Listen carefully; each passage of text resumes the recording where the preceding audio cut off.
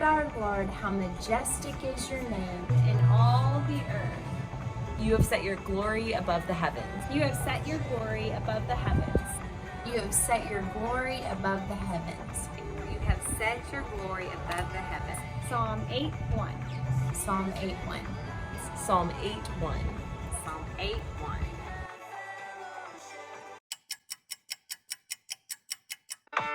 Here we go! Come on, come on! If we walk in the light, see us in the light.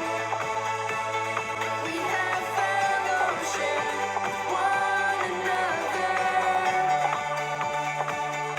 If we walk in the light, see us in the light.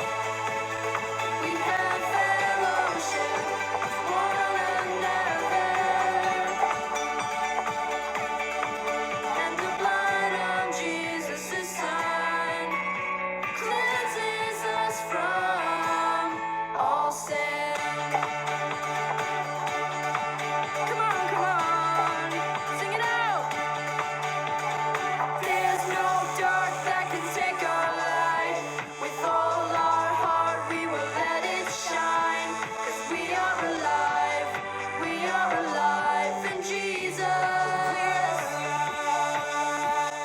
There's no dark that can take our light. Hi, Northbrook kids. So, I hope y'all are having a great day. Do you know what month it is? Yeah, it's July. You probably all had a lot of fun this past weekend watching fireworks and celebrating the 4th of July. But we're going to talk about Christmas. And Christmas normally happens in December. That's normally when we celebrate it, but we can celebrate it all year long because the story of Christmas isn't just true in December, it's true every day of the year. Because the story of Christmas is the story of Jesus being born. It's the story of how God became a man and he came down to be with his people, how he sent a savior in the form of a baby. And so we're going to learn that story today. Today, ultimately, we're going to learn that Jesus came to save sinners. So an angel came to tell Mary, a woman, that she was going to have a special baby, and that baby was God's son. This baby was Jesus. See, Jesus came to save sinners. God had a very special plan to save his people, and that was through Jesus, who was God's son and was born to Mary. So before Jesus was born, Mary and Joseph, they had to go on a long, long trip. They went to a town called Bethlehem. Do you remember the last time you went on a long trip? Can you remember where you went? Yeah, that sounds like a lot of fun. So I actually went on a long trip recently. We drove for 3 hours to go visit some family in the car, and it was really long, and sometimes I got impatient and I just really wanted to be there. I didn't want to sit in the car very long.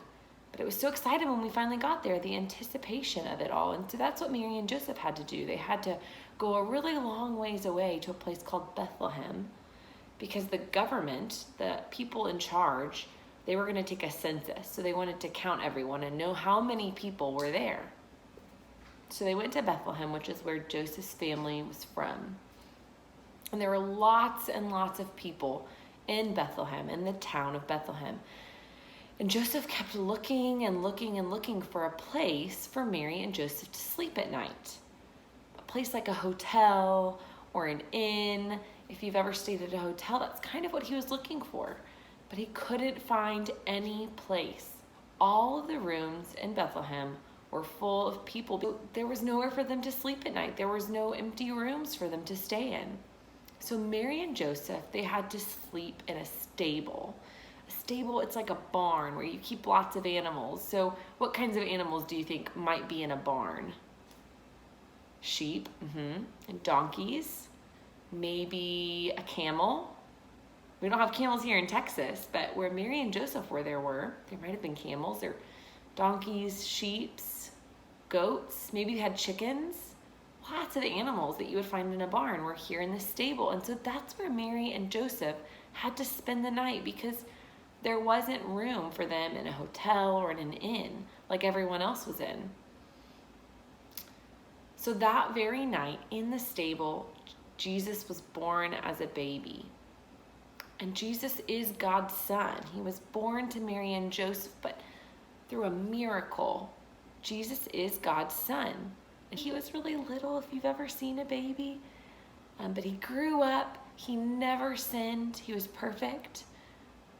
He never disobeyed his parents, Mary and Joseph. He was never mean or hurtful to his friends. He was completely perfect. He was always obedient. He always did what God wanted him to do.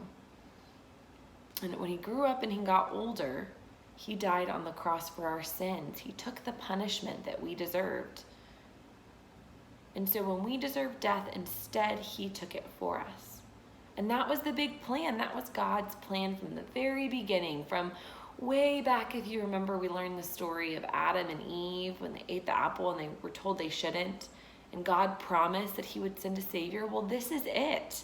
The story of Christmas that we celebrate every December, even though it's July, we're celebrating it today because God fulfilled his promise through little baby Jesus.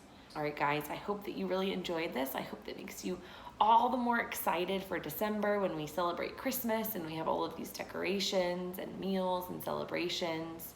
And I hope you remember what it is that we celebrate, why it is that we give gifts, why it is that we have trees and lots of food and it's lots of fun and we see family. It's because we're celebrating this really big occasion, this occasion that Jesus, God's son, was born as a baby in a stable in order to grow up one day and save us from the sin that we couldn't save ourselves from, because Jesus came to save sinners. All right, guys, we will see you guys next week. Bye.